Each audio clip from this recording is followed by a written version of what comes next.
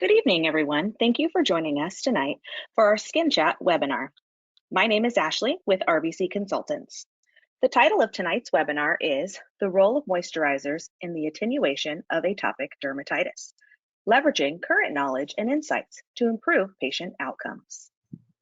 As speakers this evening, we have Dr. Lawrence Schachner. He is Professor and Chair Emeritus, Dr. Philip Frost, Department of Dermatology and Cutaneous Surgery, Professor, Department of Pediatrics, University of Miami, Miller School of Medicine. We also have Dr. Peter Leo, Clinical Assistant Professor of Dermatology and Pediatrics, Northwestern University Feinberg School of Medicine.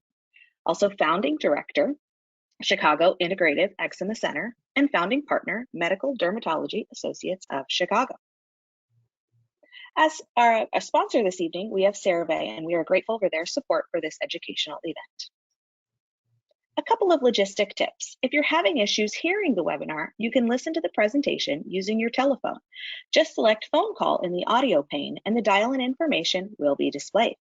If you're having any technical issues, or if you would like to submit a question to our faculty, please submit your questions in the question chat pane on the right-hand side of your screen. At the end of the webinar, a survey will pop up and it will also be emailed to you within 1 to 2 days. We would greatly appreciate it if you could fill out this short survey.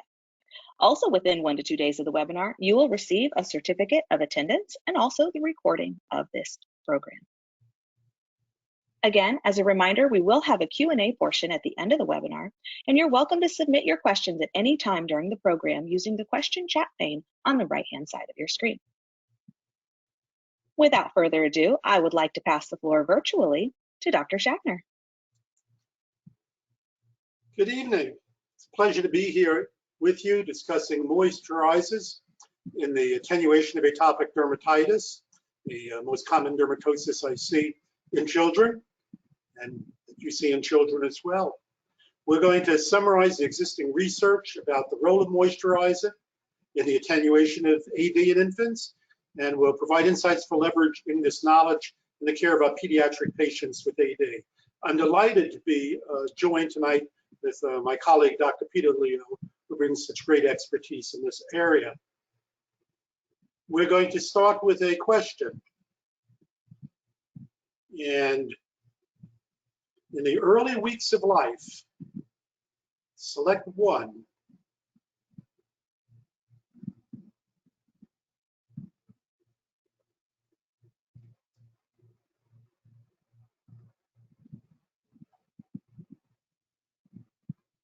So our choices include transepidermal water loss may be elevated in AD-prone newborns. Early moisturization could attenuate infantile AD. Cleanses with a pH of less than 6 are preferable. None of the above, or all of the above. Let's see where we're at. So the majority of you went with all of the above.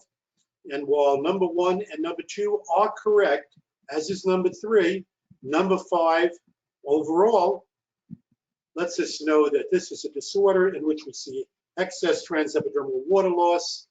We're keeping the pH in an acid 4 to 6 zone is really good for our patients, and that we can attenuate AD with early use of moisturization, according to many studies. And we'll talk about the pros and the cons. So atopic dermatitis, a common heterogeneous eczematous disorder, typically starts in infancy, early childhood, and in 40 to 60% of may persist into adulthood. There are clinical features highly characteristic of AD, and by the stage, different morphology, distribution may be there, but it's always a marked pruritic relapsing disorder. And in babyhood, it often starts facial and scalp, neck, lateral surfaces, and on the extensors. By 2 to 3, it starts moving to flexors. So that distribution change is really characteristic, but pruritic and chronic and often relapsing with flares, going from mild to severe, are really characteristic. This is one disease where do we use a phenotype because a variation of atopic dermatitis may occur that's multitudinal and all kind of lead to the same phenotype. I think that's where the science will end up. Financial burden of this disease. This is a study from about 10 years ago, and the personal cost for a family of an atopic child was about $274 a month, over $3,000 a year, easily over $4,000 to $5,000 a year now. Could be lost caregiver work days and salaries, but a lot of money is also spent on over-the-counter products, including moisturization. This is a disease that has peak prevalence in early childhood. There was a survey that showed an increase from 97 through 2010 from about 8 to 12% at any point in time, peak at any point of time in childhood about 14%, and that persists through childhood and adolescence, a drop off to about 8% of the population, and then in adulthood, 6 to 8%. A lot of studies from Western civilization and from urbanized centers around the world really put the number in childhood close to 20%. So it's not too surprising that there was a study that showed that in the last 20 years, there was an increase doubled from 1 million to 2 million annual visits in the United States. And the number really, especially for the acute infants from 0 to 4, we're seeing primary care, but the tough cases more likely to visit the dermatologist. But all in all, primary care docs were seeing a big increase as opposed to the dermatologist. So very important that we continue to offer educational opportunities, not only to dermatologists, but also to the primary care physicians who see children first, because there are a lot of children involved. And this has a profound impact, not only on kids, but on the caregivers. Scratching pain and sleep difficulties obviously make the child miserable. The moderate to severe atopic child loses between an hour and a half to 2 hours of sleep a night, which means the parents are losing sleep, and so are the children at home. But remember that $4,000 a year? Well, that may now be depriving other children at home of vacation time or other positive things they might get but aren't getting because the family's strapped by the cost of caring for the atopic child, who often takes a lot of the air out of the room and gets more attention.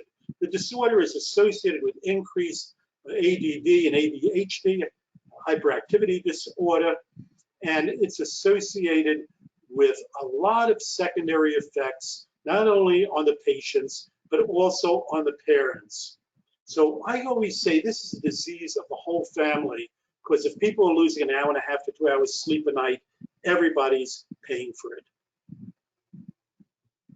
A group of pediatric dermatologists, and basic scientists got together and started working on issues where maybe we could find things that attenuate the severity of skin problems, not only in sensitive skin, atopic type kids, but even normal skin.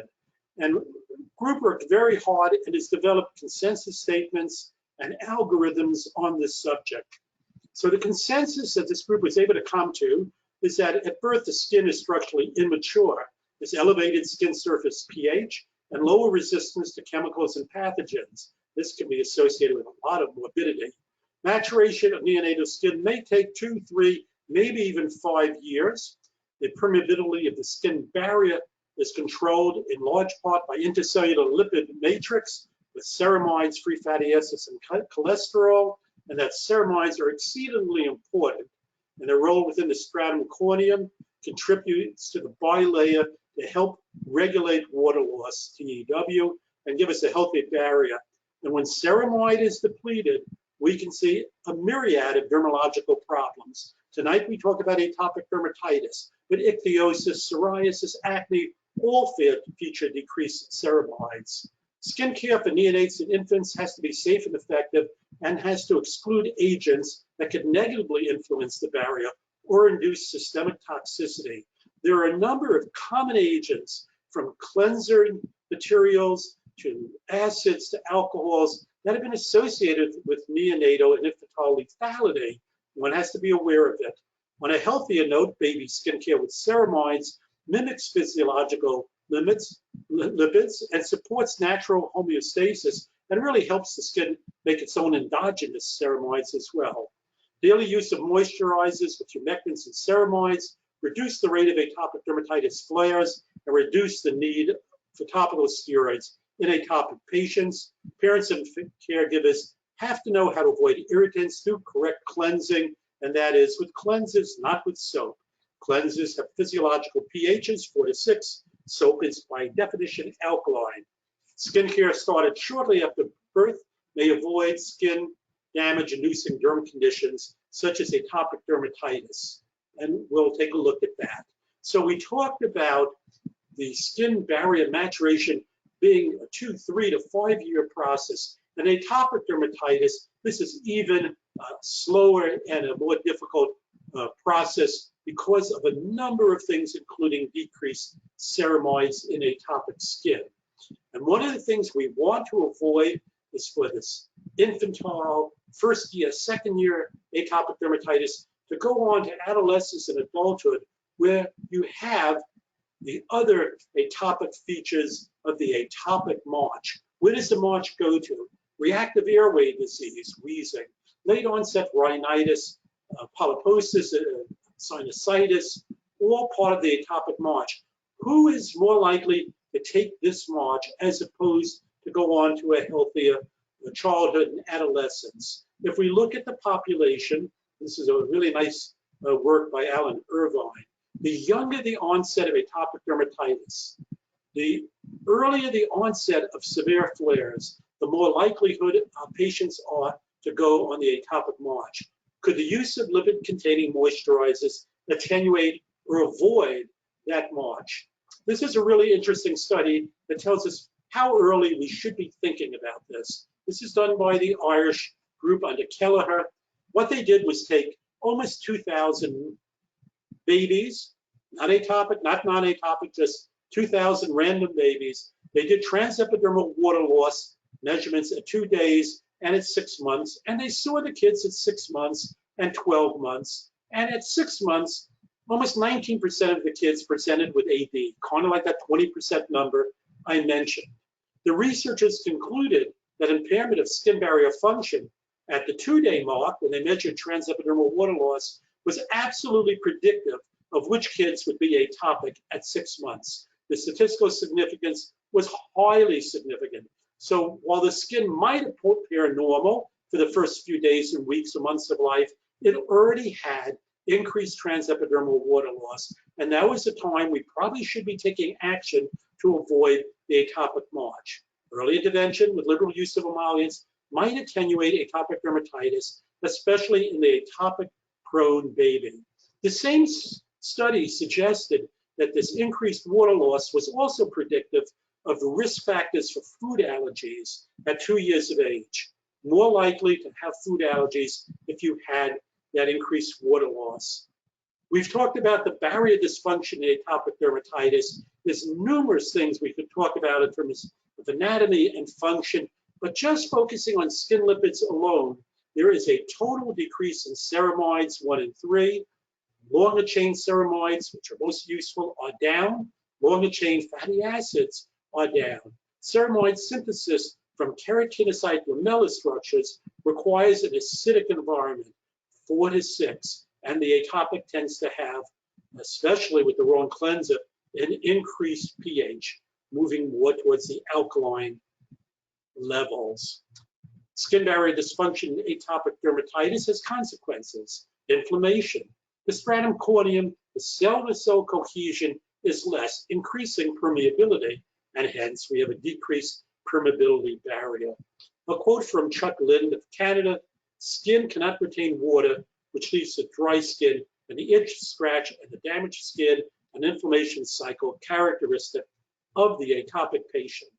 So what do we know about skincare and the attenuation of AD? Well, this is a study that I find particularly interesting. I don't know if I would have done it, but I'm glad somebody did it. What did they do? They took a high-risk infant group. What is high risk for atopic dermatitis? If your parents or a sibling have atopic dermatitis, you're considered at high risk. They did an intervention. They used a ceramide-based emollient, and they used it for 8 weeks, as opposed to a group that got standard skincare without a ceramide-based emollient. And they compared the two groups at 6 months and 12 months. They stopped treatment right here at 8 weeks. That's the part I probably wouldn't do, but they did, and it gave interesting information. They looked at this short-term intervention, starting within the first 4 days of life, used only for 8 weeks, and at 6 months, they found a 50% reduction in atopic dermatitis in a group using the ceramide, and even at a year, even though they hadn't been using it for 10 months, almost a 30% decreased cumulative risk of atopic dermatitis. So our group, the group I mentioned, has published a number of algorithms. This one talks about helping the primary care docs at the beginning of infantile and neonatal life, how to deal with cirrhosis and erythema. But the tips for all newborns, atopic or non-atopic, is that full body moisturization after a bath is in order. That ceramide containing moisturizers to be preferred. Baths are to be lukewarm, short, and if you're cleansing, you're doing it with the cleanser with a pH 4 to 6. So you avoid irritating ingredients, alkaline soaps, and for atopics, a cool environment, soft clothing, and nail clipping recommended. This is a study of Scandinavia, where they looked at 56 kids at 6 weeks of age who all had cirrhosis. Half got oil-based baths and moisturization, half didn't. At the reevaluation point, 6 months later, 3/4 of kids who got the oil-based therapy for their cirrhosis had normal skin. Only a third who didn't had normal skin were atopic. Regular oil baths in infants seem to reduce the cirrhosis, possibly AD. This is 2 studies out of the United States, one by Simpson and UK, and one by Horikaman out of Japan. Both of them took atopic-prone children and treated either with an emollient or a non-emollient type of skincare. And they started in the first month of life. At 6 months in the US-UK group, there was a 50% reduction in the children having atopic dermatitis using the emollient, and in Japan, it was about a 33% reduction. Now, many studies, but not all, have confirmed the prevention of AD in newborns using atopics. So to be fair, I'll show you a study out of England that looked at 1,400 neonates and evaluated them at a year or 2 years of age and found their AD was not different in the group that got an emollient and the group that didn't, nor was their food allergy. Interestingly, the authors in this Lancet published study said, well, these results appear non-confirmatory. The use of other emollient formulations might have a different effect. Why would they say that? Because they were using a really kind of antiquated paraffin and alcohol-based emollient. They were not using a ceramide-based emollient, and if they had, as those other studies, some of those other studies showed, they might have had a very different effect. Also, if you do a deep dive into the study, you see that treatment was once a day, and as little as 3 times a week was acceptable to be included in the data. I don't think any of you treat your atopic patients as little as 3 times a week. So while there was pros and cons, the more recent studies, and you'll see more from Dr. Leo, start to lean towards the atopic-prone, high-risk siblings or parent with atopic dermatitis newborn will benefit from emollient-based therapy, and that ceramide-based emollients are superior to paraffin-based emollients. This is a study by Lowe. I just, especially since we're talking about kids, I want to point out that not only atopic dermatitis and the barrier function benefit from ceramides, but in this study by Lowe, kids who had ceramide-based moisturization developed food sensitization only if they had a later initiation of AD treatment. So those kids who had a late initiation, we said early is good, had a much greater propensity to develop food sensitization. And that twice daily prophylactic use of ceramide moisturizers may prevent the development of food sensitization, better than emollients used in previous trials, which is basically what we pointed out, comparing the more recent 2-month use study with the Chalmers study. So what are our key takeaways? Understanding the functional properties of newborn and infant skin and recommending skincare routine to parents can improve newborn and infant skin health. Just the simple 4 or 5 steps we talked about recommending for all newborns and sensitive skin, atopic prone newborns. This growing body of evidence supports skincare starting early in life, perhaps avoiding the atopic march, recognizing the benefits of ongoing daily use of non-alkaline cleansers and moisturizers to prevent a healthy skin barrier. When applied from birth onwards, gentle cleansers and moisturizer containing barrier lipids, especially ceramides, help maintain the protective skin barrier, possibly delaying AD occurrence and severity, and even mitigating the condition in predisposed infants. At this point, I would like to thank you for your kind attention and pass the baton over to my distinguished colleague, Dr. Peter Leo, to take it from here. Thank you so much. This has been amazing so far, and I'm excited to take the next step here in our journey today. There is so much exciting stuff happening in this world of atopic dermatitis and dry skin, and I'm just feeling really lucky to be part of it, and I'm glad we can be here tonight. Let's start with a question. Which of the following has been shown regarding the use of ceramide-containing moisturizers? Select one of the following. Quality of life improves, sleep quality and duration worsens, pruritus intensity worsens, tonsillar alopecia improves.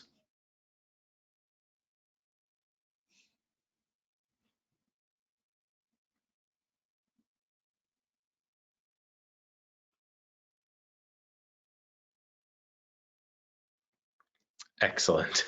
All right, that one was maybe too easy. Everybody pretty much got it. So that's great. The quality of life, we're going to talk about that specifically coming up. Let's go to,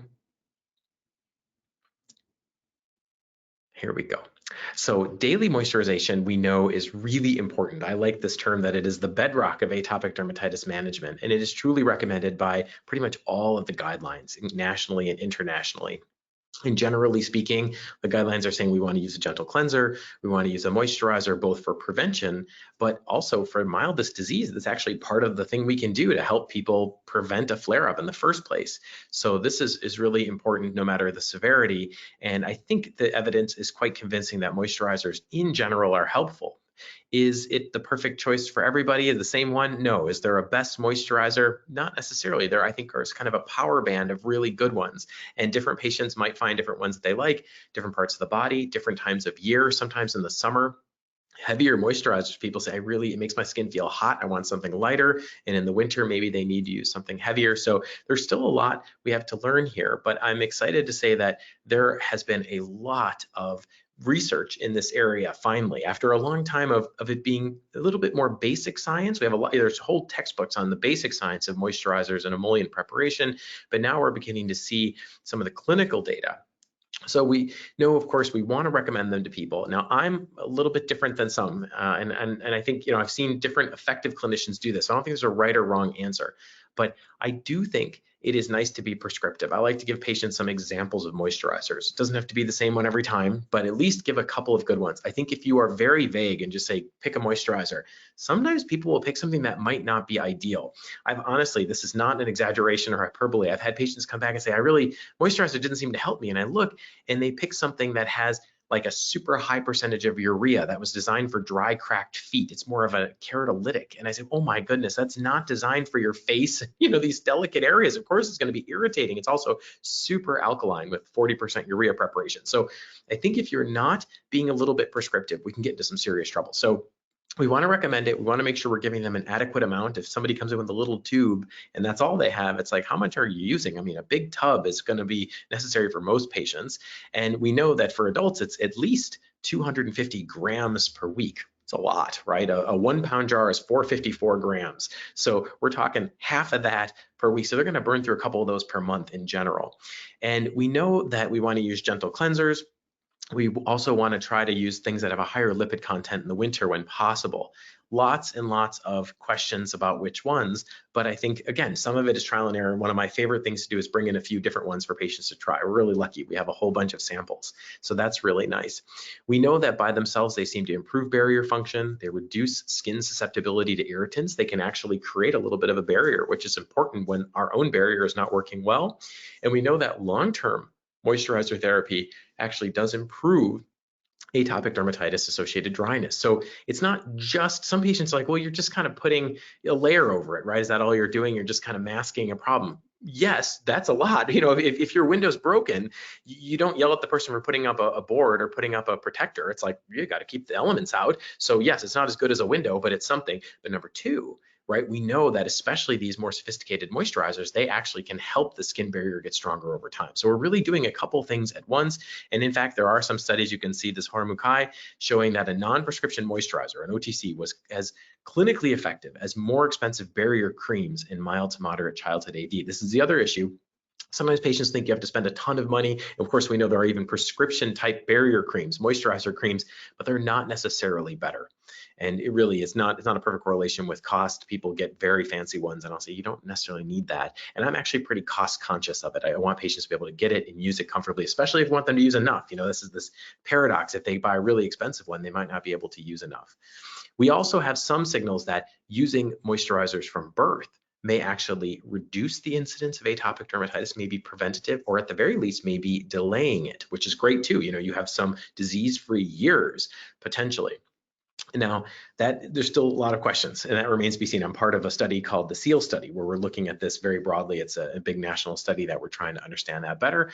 But we know no matter what your disease is doing, if you're flaring up or not, the skin barrier is damaged, and we really want to do something ongoing to keep that skin barrier protected and help prevent those future flares. And we know that this can really be helpful. This is looking at some of the studies, and this was a meta-analysis that looked at, can early moisturization use in babies, especially those who are high risk, can it actually prevent atopic dermatitis? And it does seem to be. It really seems to have some effect. And again, when you look at this, there's enough heterogeneity that when you look overall, they kind of say, well, it's maybe not that strong. But when you look at some of the key studies, 8 of them showed a significant benefit of prophylactic emollient use in high-risk infants. So again, I think part of it is just really figuring out what are the specific variables, who's the population. If you do it to all comers, it seems like you don't see much of an effect. It gets washed out. But if you target it well and do the correct, what I would call correct, because one of the studies, for example, that's sometimes thrown in, sometimes it's actually removed because I think it's quite different. They just put emollient on the face. And it's like, well, that's actually not the same thing as putting whole body. So there are some, I think, some logistical questions and some methodological questions that have to be discussed, but there really is a signal for that. And I've been fascinated by that for the past few years. Now, one of the biggest breakthroughs in moisturization understanding has come with this idea about the importance of ceramides, these ceramide fats. And this really does seem to play an important role. Again, it is difficult to be super comparative. We don't have a ton of studies that will compare one versus the other, but we really can see, and I love this study because this is Zoe Drelos' beautiful study looking at 4 weeks, 60 patients, 5 to 80 years, so kind of the whole range of atopic dermatitis, kids to adults, and we're seeing it put together in a clinically meaningful way. So I often talk about kind of bringing together OTCs and prescriptions. And again, I fully respect people say, well, there's not a lot of data for this. You're right, there isn't. A lot of it is the art of medicine, which sometimes can be, you know, room for a bunch of baloney. But here's real evidence. Treatment group one was fluocinolone cream, topical steroid, with a mild bar cleanser. Group 2, the same cream, now adding a gentle cleanser, CeraVe hydrating cleanser. Group 3, CeraVe hydrating cleanser along with the moisturizing cream. Okay, and the same topical steroid.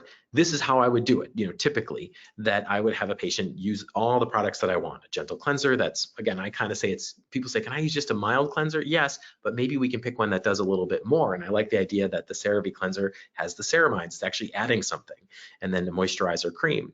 And it turns out you can actually see a difference. I mean, maybe it's surprising, maybe it's not. You know, I think depending on who you're talking to, what's your pre-test probability? Some people would say, it's fine, you know, the steroid's doing all the work. Well, you can see it's doing some of the work, right? It's certainly helping, but when you add these other things, you actually get some really impressive effect, and you're getting p-values. The p-value between kind of all those things, the cleanser, moisturizer, cream, compared to just the steroid alone, is 0.0001. That's pretty impressive. I mean, I don't know, what more do we need? What I need as a clinician, I would love to see tons and tons of variations on this with different products and different combos, because maybe patient doesn't like this particular one, or maybe they want to try the heavier CeraVe healing ointment. We can try, and I don't know if that would be so different, but it could be. And maybe it would even vary among individual patients, right? Because the goal, evidence-based medicine is great, it is amazing, but it is not the be all end all, right? There's one step higher, and that is precision medicine, right? What would be the perfect treatment for this particular patient? That's gonna always trump what a population shows, because this patient may be in the outline group, right? Most patients maybe show an effect, but there are super responders and non-responders. And what's beautiful about precision medicine is we'd be able to say, wow, this is specifically your problem, we're gonna fix it. We are not there yet in this condition, hopefully soon. When we look at ceramide containing skincare as monotherapy, so this is just by itself, for adults and kids, we can see it really makes a difference for these patients. It's helping in atopic dermatitis symptoms. We can see over time at day 42, significant improvement in the dryness, the crusting, itchiness, and overall symptoms. This is fantastic. I think this is really fantastic to be able to see this, because not everybody can get in to a specialist. Not everybody can get prescription medications. So to know that there are over-the-counter things that can make a huge difference is incredibly exciting to me. And again, I'm going to try to synergize these, at least clinically. So again, I can't make a claim that doing a steroid plus a good skincare is more than additive, right? Synergy would technically mean we're getting 2 + 2 = 5. I cannot make that claim, nor would I, but I still think that clinical synergy, where things fit together great, they feel great, people feel like they're doing better, I think that's a real thing. And to create an action plan that patients can take home and use is also incredibly empowering and probably under discussed. I like to write it out for the patient, say, this is what you're going to do in the morning, this is what you're going to do at night, this is your flare up, your rescue plan, what you're going to do if you're having trouble, this is your maintenance plan. And when I give this to patients, one sheet, very clean, large font, easy to read, no lingo, I cannot tell you how many patients have said, oh my goodness, no one's ever given me something like this before. This is amazing. And that alone, I think, can be a game changer for patients and families. So again, we can see quality of life. So this was that question, the polling question. Ceramide containing skincare actually improves quality of life. Talk about the kind of the outcomes, the endpoints we're looking for, right? This is it. Because dryness, yeah, that's important. That's key. Symptoms, of course, that's key, but really, let's go to the pudding here. I mean, the proof of the pudding is in the tasting, and this is it. Patients' quality of life is better. Amazing. And in patient-reported outcomes, these kind of outcomes are increasingly becoming not only desirable, but required for many of the new studies. So to see this in an OTC is remarkable. Now, I often use different terms for my patients than you might hear. So when I talk about moisturization, I don't just say, just put the moisturizer on, it's good for your skin. I say this is going to strengthen your skin barrier. I love that word. We don't always hear people using that, but it's really true. I mean, this is actually showing that the skin barrier that's been treated with CeraVe was actually more resistant. It was literally more resistant to tape stripping, where they take a little piece of adhesive tape and put it on and off.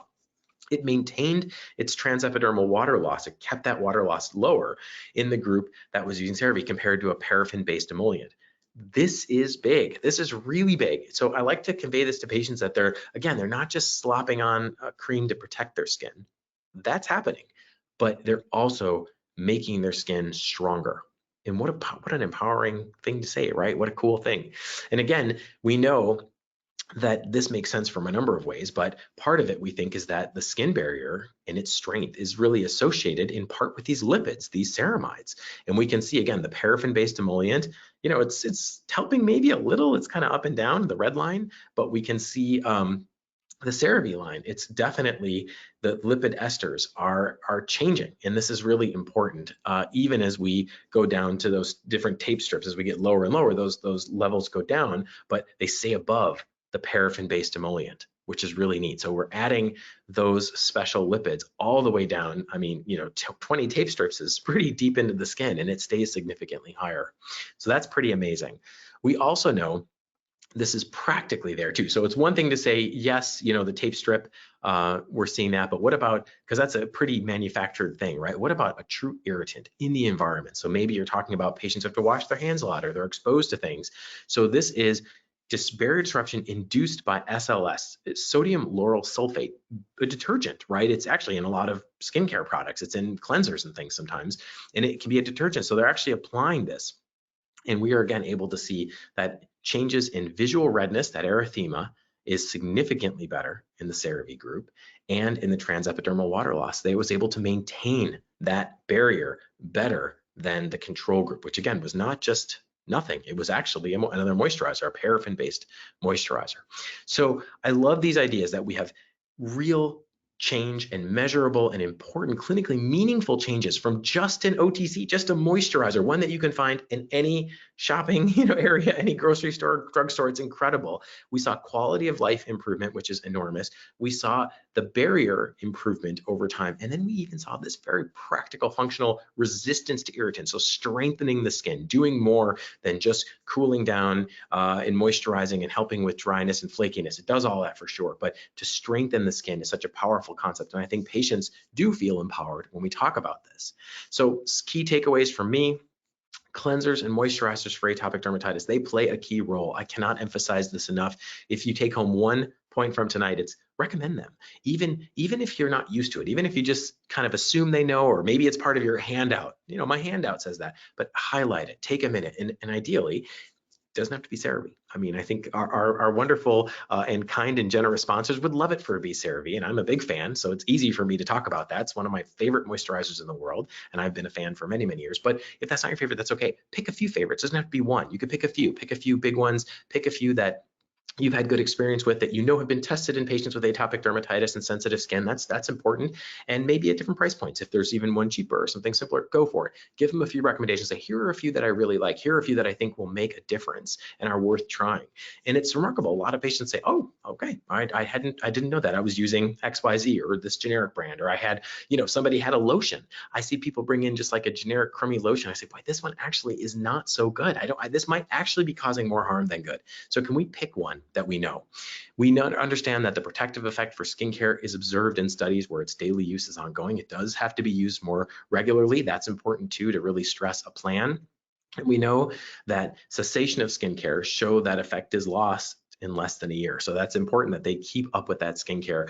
Our job as healthcare providers is to really do all the things we can to help them get there, that especially when we have clinically proven, scientifically validated therapeutics. Because for me, sometimes people roll their eyes and say, well, you're like a big eczema person. Don't you use all these big, powerful systemic therapies? What would this matter? It matters a lot, right? Because the tipping point for any given patient, this could mean the difference between needing to use a systemic medicine and not, right? There are a group of people that are right on that edge. So if I can leverage every single thing that I have in my toolbox, this is the best moisturizer I like for this situation. This is a great cleanser. Let's talk about some of these other little things we can do. That could be the difference for a patient. And to me, that's a huge win. That's a huge victory for anybody. Thank you so much for your attention. I hope you enjoyed it. And now we'll wrap up. Thank you so much to both of you for your wonderful insights. We now are going to be expecting or accepting questions from our audience.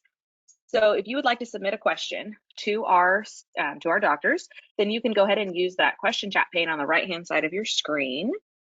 And I will pop out questions and we will get started here. So I have a question here, and it says, what should we do about the psychological burden of disease? I think you're muted, Peter. Thank you. I'll jump in, and then I'd love to hear your thoughts too, Dr. Schechner. Thank you. I think that the psychological burden is so important in this condition because it puts people in a vicious cycle. We know there are actually a couple of studies that are quite impressive that show when you're under psychological stress, and that can be from work, from school, from family, whatever it comes that way, we know that your skin barrier is damaged, it suffers. So if you already have a skin barrier problem and you're under stress, that's going to make it worse. Well, that's going to actually fuel your stress because many patients are stressed about their skin, which further in turn makes their skin worse. So they are stuck in this vicious loop. And many times what I find is that dealing with the psychological burden gets dismissed. We only have, if we're lucky, 30 minutes, a lot of times 15 minutes for a follow-up patient. And sometimes people even do double booking in 15. So you don't have a lot of time. So we're not going to spend a lot of time. So I do like to involve our colleagues. I like to involve the therapists. I also recommend a lot of patients see a hypnotherapist that I work with closely. She's wonderful. And it's mostly just relaxation, meditation type stuff.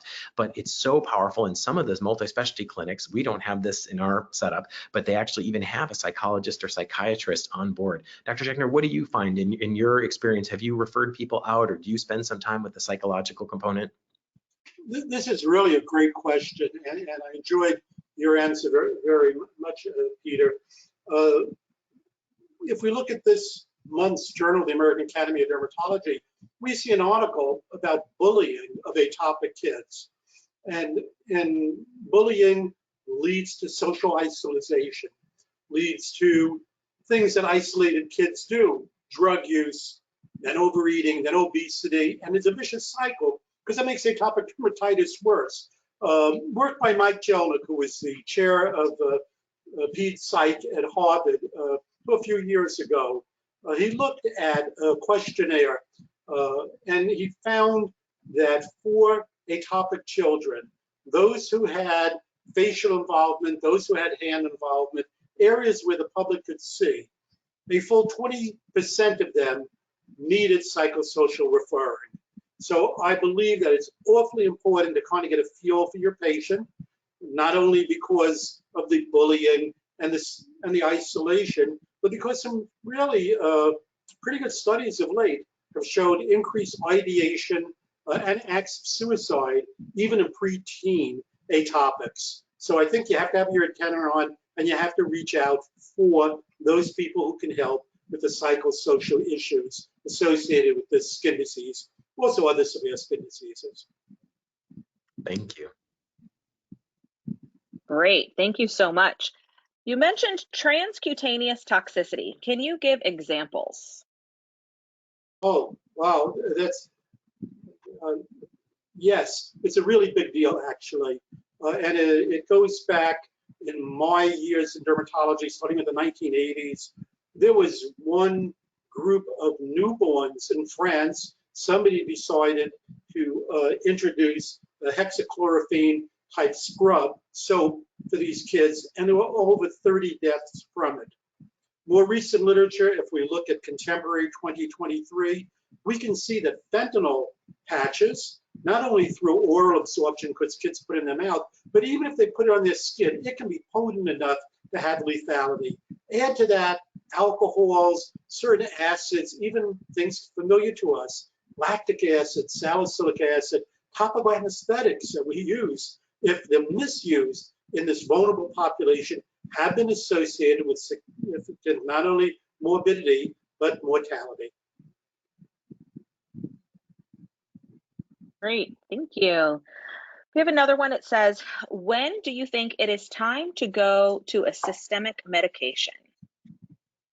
I'll take this one. This is a great and important question and comes up a lot because I think in the old days, especially when we had literally no FDA approved systemic medications for atopic dermatitis outside of prednisone or prednisolone, which has sort of been brought in, but honestly, I don't think it would pass muster if it were a new medicine today. I don't think it would actually be approved. Just my thought there. But we used to have to really take a pause because everything was off-label. It was going to be cyclosporin, methotrexate, azathioprine, mycophenolate were big guns. They had all sorts of side effects, lab monitoring, you're off-label. So we really paused and said, are we doing everything? So the first question I always ask is, are we sure it's atopic dermatitis? Right? So it's failed all these things. Are we sure it is? Could it be allergic contact dermatitis? Do we have to do patch testing? Could it be a nutritional deficiency? I have a couple patients where we'll actually have found that they're zinc deficient, acrodermatitis and teropathic like eruption.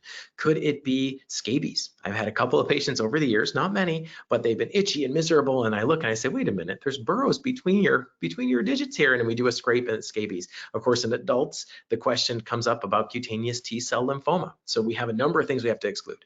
Number two, we want to make sure, have they actually used what we've tried to get them to use? So sometimes I'll say, can you bring in your tubes and stuff? And I'll see a bunch of unopened things, or they say, oh, I never actually picked that up. So we want to make sure they've actually done it. And then the third big point is it really causing a powerful impact on quality of life? Are we sure it's affecting them enough to warrant more powerful treatment? Now, I'm lucky or unlucky, depending on how you view it. I view it as lucky, but I get only severe refractory atopic dermatitis referrals now. That's all I see in my practice. So everybody's kind of geared up and ready, but I still ask those questions. And 99 times out of 100, it's check, check, check, and we can go forward with that. But sometimes it's not. Once in a while, I'll say, but maybe we haven't maximized topicals yet, or this seems kind of mild to go forward. It's just your hands. Can we try something else? So I really do in earnest try my best at topical. I make sure that I have the correct diagnosis, and I make sure they're really on board. That's part of that shared decision-making process. Fantastic. Let's see. What are the major structural and or functional differences between neonatal skin and mature skin? Well, I guess I'm in for that one. That's a really complex question, but let's start with the newborns. Epidermis and stratum corneum are about 30% thinner, has less ceramides in it, has less melanin in it, has less natural moisturizing factor in it. So all of those set you up for increased transepidermal water loss. You also have a decrease in defensins and cathelicidins. So the patient is obviously going to be more vulnerable to potential pathogens. So I have this much thinner, less protected stratum corneum, this heroic thin micrometer, 6 micrometer structure that has to hold off irritants, contactants, viruses, bacteria from the body. So those are some of the key structural and functional challenges. And we're not saying that ceramide-based moisturization and cleanser is going to cure all those ills, but I think the word that Dr. Leo used, that's such a great word, strengthens. It strengthens this. It's a kind of a hero against all those villains, helping the stratum corneum do what it has to do. Awesome. Thank you so much. Then I have another one here going back to medication. What if families are worried about topical steroid use? How do you counsel them? This is a big thing that I see in my practice a lot. So many patients begin the discussion with, we don't want any more steroids. We've had too many. We're worried that we're getting damage to the skin, or this sort of controversial entity called topical steroid withdrawal, or TSW syndrome. And the truth is, I think no matter where you stand on that, because some of my colleagues think, yes, I think this is a real thing. Others say, nah, it's a bunch of baloney. It's not a real entity. Maybe I'm not sure. I tend to think that this is something real, but even still, even if it's not a true entity, I think we all agree you can overuse topical steroids. We can cause local effects that are untoward. We can cause systemic effects if we use too much, especially in littler kids. They absorb so much of this. And most importantly, I really find that some patients, most patients, the vast majority, are going to do great with them. They're going to respond quickly. They're going to need a little bit. If you look at it globally, topical steroids are the answer for many patients. But there's a group where they say, boy, I put it on, and usually they get better right away. But when they stop, it flares up with a vengeance. They have this refractory rebound. And this is becoming worse and worse and worse. And I call this an escalating pattern of disease, where they have to go stronger, stronger, stronger. And then I get patients in, they're on clobetasol, a class 1 steroid, which I really try to avoid for atopic dermatitis, especially in children. It's usually reserved for maybe bad hand dermatitis, maybe psoriasis on your elbows and knees. But when you're putting clobetasol all over your body, now you're really flirting with systemic corticosteroid therapy. And we definitely don't like that.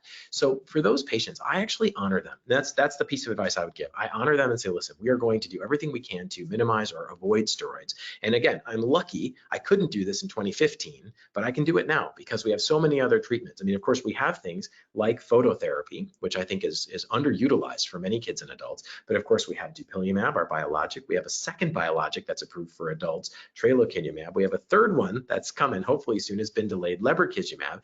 We have 2 oral JAK inhibitor agents, upadacitinib and abrocitinib. We have some non-steroidal topicals, our calcineurin inhibitors, tacrolimus, pimecrolimus. We have crisaborole, our phosphodiesterase 4 inhibitor. We, of course, got our topical ruxolitinib, a topical JAK inhibitor, just over a year ago. These are all phenomenal ways to approach the disease. All of the things we just mentioned are FDA approved for it in the right setting and age groups. And that really will allow us to treat many patients, I think, quite successfully without any steroids or minimizing them. Sometimes they don't want to stop them completely, but we just need to limit them. Let's use our steroids for a rescue. up to a week or two, but then we need to take a vacation. I don't want to use them all the time. And I really think we can get even the most difficult patients in the world better avoiding steroids. And again, the proof is just in my clinic where I'm getting all these tough cases and I'm usually able to get people better. This is such an interesting question. I'm just going to jump on, and I'm going to repeat something very important that I think Peter Leo said, and that is, if you're dealing with atopic patients and you're talking about bathing, cleansing, moisturization, some active, be it a TCI or a steroid, whatever you're using, no, maybe antihistamines, maybe antibiotics, no patient can keep that straight without a handout. I believe that in atopic dermatitis, a lot of diseases, but certainly atopic dermatitis, no handout equals no compliance. So I think it's essential that you have your handout. I believe in a laddered approach. The most really sorrowful thing you see is these families that come in who've seen colleagues, you know, who are really good docs, but a lot of times, you know, they're given moisturization, a topical steroid, and the parents said it worked really well. Then we stopped, and 3 weeks later, we were back in a flare. And my concept is a ladder. I start strong and I go down weaker and weaker. I hope to have people off, if I'm using topical steroids, off it at the end of a week to 10 days. Maybe you're just using TCIs or a moisturizer. But in atopic dermatitis, I don't believe that a quick stop is ever a good starting point with a patient. I think you have to ladder it gradually, well, not so gradually, 7 to 9 days, withdraw topical steroids, for example, and going weaker and weaker every 3 days, and leaving them on perhaps a topical calcineurin for a little bit of time and moisturization, see what you have. So patients can go down the ladder if you give them a handout that's very descriptive of what they're to do, day 1 through 3, 4 to 6, etc. Fantastic. And this question came in, and you've answered the first part of it. It was asking about what the tipping point was for when you add a prescription topical in addition to the moisturizers. But the second part of this question, I think, is great. It's a popular one we see sometimes. But they said, I assume you continue the moisturizer at another time during the day. So could you answer when you would use each part of your regimen? Sure, I'll start and I'll say my regimens will usually be split into AM and PM. So in the morning, I'll usually have step 1 be to apply the medication, whatever that may be. Maybe it's topical steroid or a calcineurin inhibitor. Step 2 would be to put the moisturizer on. Now, we just wrote a paper. It turns out this is a little tricky. Not everybody agrees with that order of operations, but most clinical trials usually put the study medication on first and then have people moisturize a little bit later. But it's not entirely clear. And there was a brilliant paper that showed putting moisturizer on second, like I just described, may actually smear the medicine to an area that you don't want. So this is interesting. We have a paper that's been submitted. And then at nighttime, I usually say bathing first. So we do our gentle cleanser, then again, the medicine to the targeted areas, and then moisturizer over that. But Dr. Schechner, do you do the same kind of thing? How do you think about it? No, I like everything you said, Peter. And one of the questions that goes with that is families ask me, how do we know if we're using too much moisturization? Well, of course, if someone's uncomfortable with it, that's one answer. But I try to go easy with that and say, if you hug your child and they fly up to the ceiling, you may be overdoing the moisturization attack. But short of that, I would encourage less of the topical steroid, the TCI, and more of the moisturization as part of the reduction in the total burden of steroid or TCI you're giving. But I don't mind if the patient feels much better using morning, afternoon, and evening than moisturization. Fine by me. Now, all moisturizations don't have the same degree of durability. And there have been some studies that show, depending on how the vehicle is constructed and how the releases are, sometimes the benefit of a given moisturization may last 12, 18 or more hours as compared to another type of vehicle preparation. And that's fine because it can save families money. On the other hand, I don't discourage moisturization use if the families feel better using it TID or even more. Now, I'm in Florida, so different qualities in moisturization are at play than what Dr. Peter Leo's dealing with in Chicago. where I think it's a tad colder and drier. What do you think, Peter? Absolutely. And I love that sort of sensitivity to the patient's preferences, the body location, and the time of year and the condition. All those can matter. For acne patients, sometimes anything even remotely thick, they don't like the feeling of it. It's greasy and uncomfortable. For an atopic dermatitis patient who's super dry on their pretibial area, you might need to use a greasy thing that's going to go on. So I love to give them selections. I often think about it like an ice cream shop. Some days you want vanilla, some days you want Jamocha almond fudge. You get to try these different flavors and you're not bound to any one of them. Fantastic. Thank you both so much for your insights.